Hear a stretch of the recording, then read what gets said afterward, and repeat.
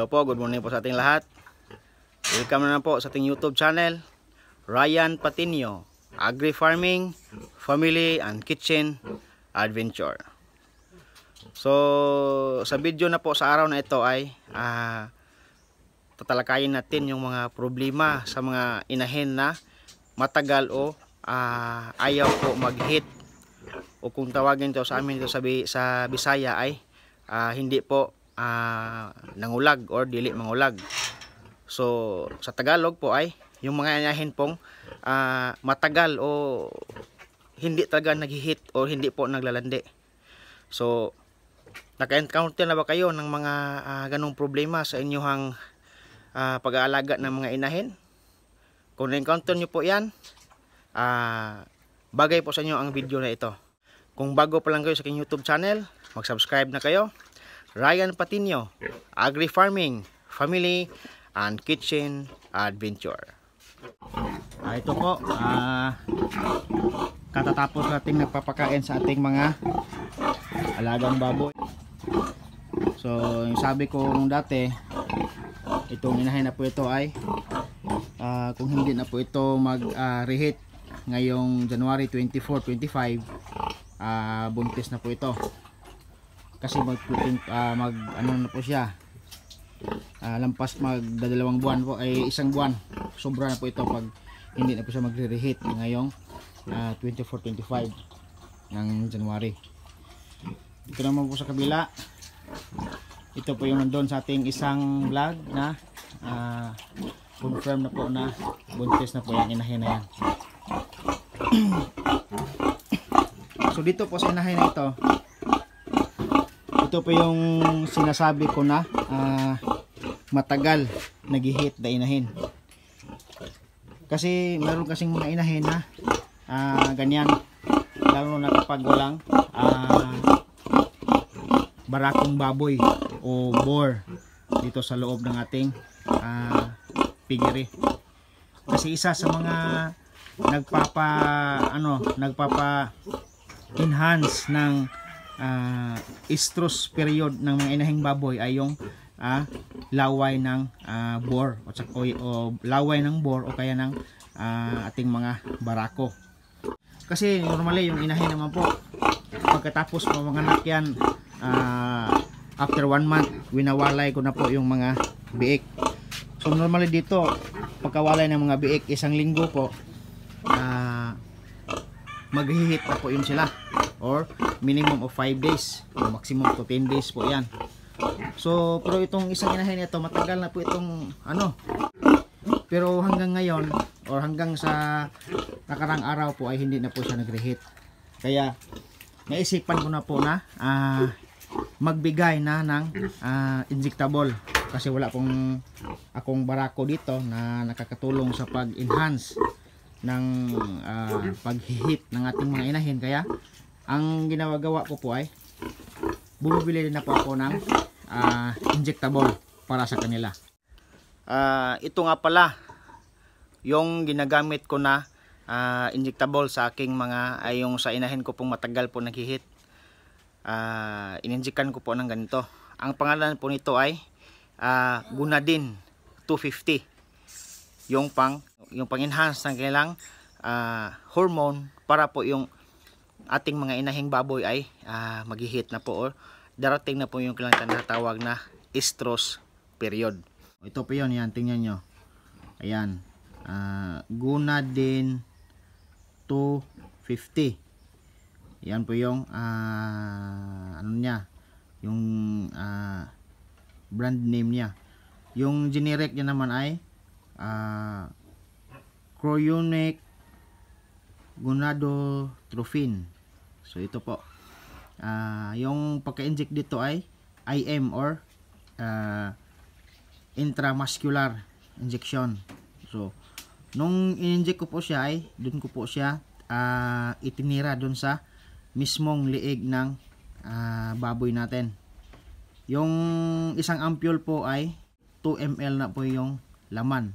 So yung isang ampule po ay 2 ml.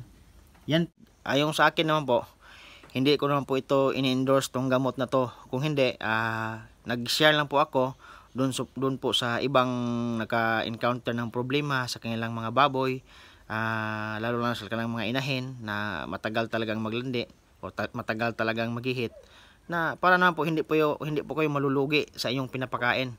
Kasi yung ibang mga gilt, yung mga dumalagang baboy, pag matagal po yung maglandi o matagal po yung maghihit, kahit lugi na po kayo doon sa pagkain na binibigay nyo sa kanila. So dapat po yung mga dumalaga o yung mga inahing baboy nasa 8 hanggang 9 na buwan, pwede na po yung pakastahan.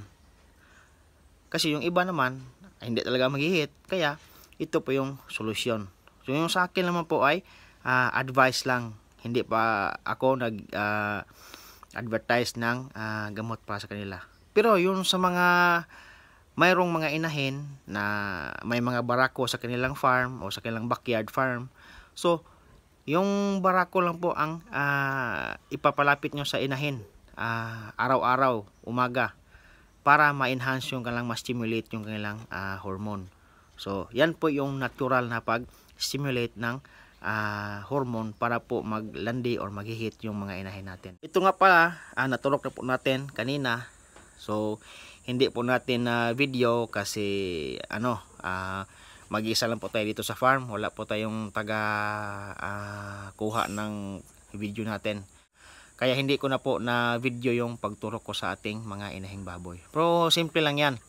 Yung pagtuturok po ng ng gamot doon sa ating mga inahin, lalong-lalo na po sa mga malalaki na pong baboy, ay doon na po sa liig natin ituturok yan.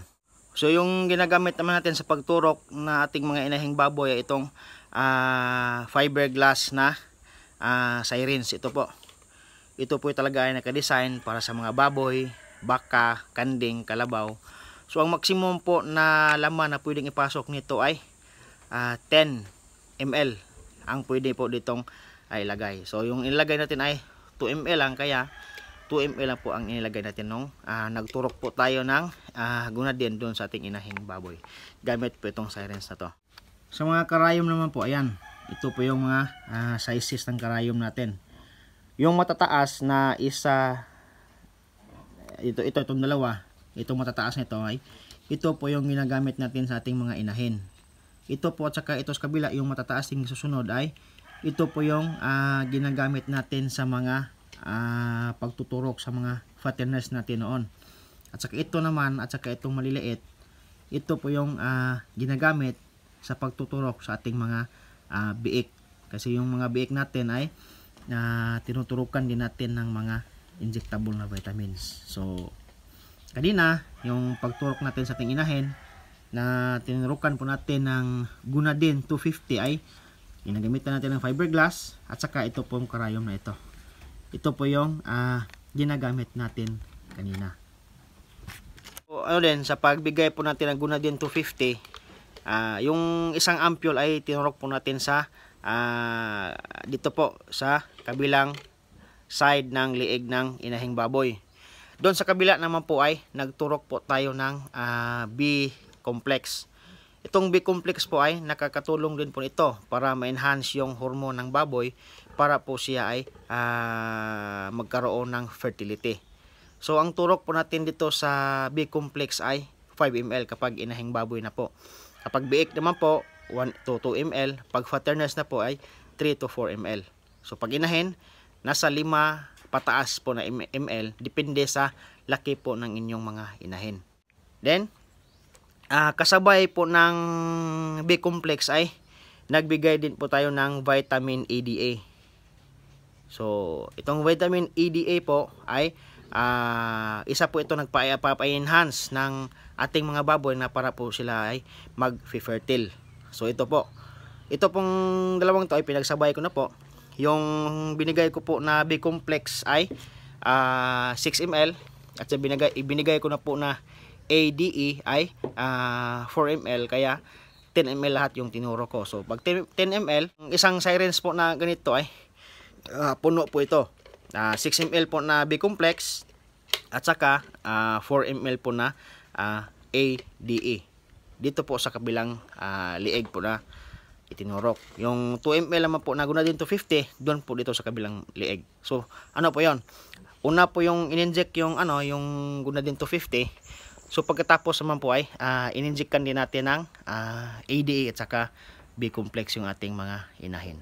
So ngayon po nasa ano na, tingnan lang natin kung mag-hit po siya, kasi sabi po ng doon sa Agribit Supply na yung effectivity po ng Gunadin 250 ay nasa 3 araw po yung kanyang pinakamatagal.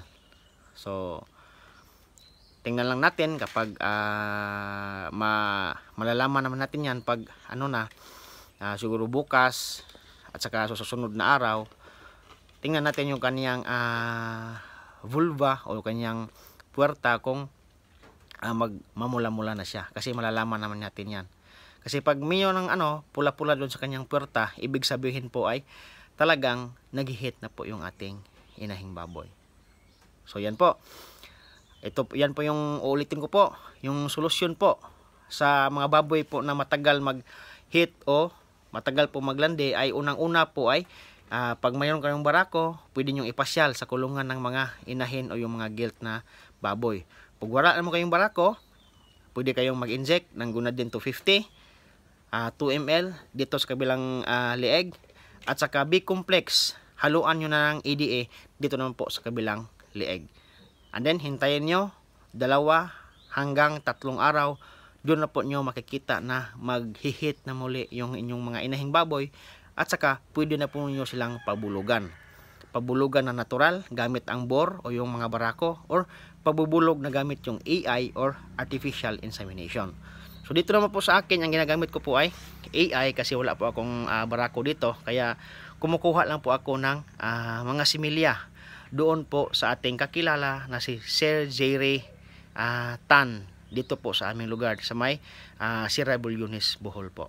So ayan, yan po yung topic natin ngayon sa ating video. At sa mga may katanungan dyan, comment lang po ninyo sa baba. Kung gusto po magpa-shoutout, comment lang ninyo po ninyo sa baba. Salamat po sa inyong panonood at hanggang dito na lang po. Happy farming po mga kaibigan. See you next time. Bye-bye. Bye. Helper.